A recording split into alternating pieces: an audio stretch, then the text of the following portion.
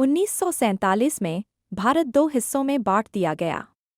लेकिन अगर मैं कहूं कि बंटवारा सिर्फ धर्म की वजह से नहीं हुआ था, बल्कि इसमें ताकत की भूख, चालाकी और सालों से छुपे राज शामिल थे, तो क्या आप मानेंगे? ज्यादातर लोग सोचते हैं कि बंटवारा अच्छे से प्लान किया गया था। लेकिन सच ये है कि ऐसा नहीं था। ब्रिटेन ने सिर्फ 5 हफ्ते दिए थे नई सीमाएं खींचने के लिए, और वो भी 40 करोड़ से ज्यादा लोगों के लिए। सर सिरिल रैडक्लिफ नाम के एक अंग्रेज वकील को ये काम दिया गया, जो कभी भारत आया ही नहीं था। उसे भारत की संस्कृति, भौगोलिक नक्शा या इतिहास की जरा भी जानकारी नहीं थी। उसने पुराने नक्शों और अधूरी जानकारी से रेखाएं खींच दीं।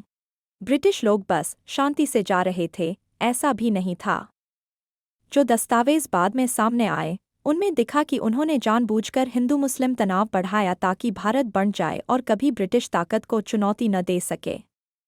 एक ब्रिटिश अफसर ने लिखा था, अगर भारत एक रहेगा तो ब्रिटिश साम्राज्य के लिए खतरा बनेगा। इन्हें बांटो, तभी ये कमजोर रहेंगे। आपने बंटवारे की हिंसा के बारे में सुना होगा, लेकिन शायद ये नहीं सुना, पूरी की पूरी ट्रेनें लाशों से भरी हुई आती थीं। हजारों लोग रास्ते में ही मारे गए, सिर्फ इसलिए क्योंकि उन्होंने नई सीमा पार की। एक बचे हुए शख्स ने कहा, हम हंसते हुए निकले थे, लेकिन पहुंचे तो साथ था बस सन्नाटा और मौत।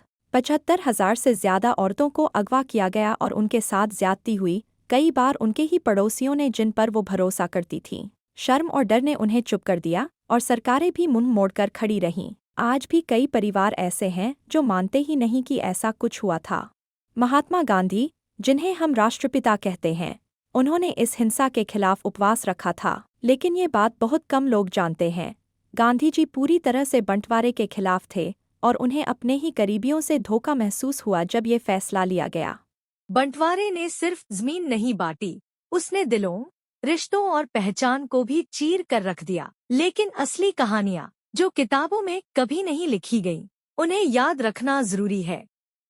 लाइक करें, शेयर करें और सब्सक्राइब जरूर करें, क्योंकि कुछ इतिहास कभी भुलाया नहीं जाना चाहिए।